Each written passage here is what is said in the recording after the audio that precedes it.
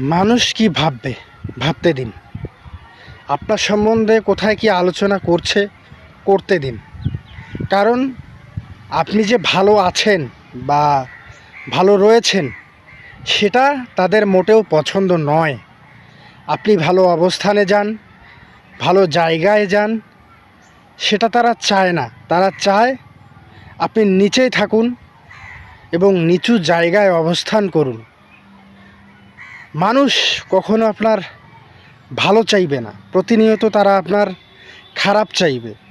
আজকে যদিও আপনি ভালো অবস্থানে রয়েছেন, তারা কিন্তু সেটা দেখে মোটেও খুশি নয়। কারণ মানুষ কখনো মানুষের ভালো দেখে খুশি হয় না। আজ আপনার একটু অর্থ হয়েছে, টাকা হয়েছে, একটু ভালো জায়গায় অবস্থান করছেন, ঠিক সেই সময় মানুষ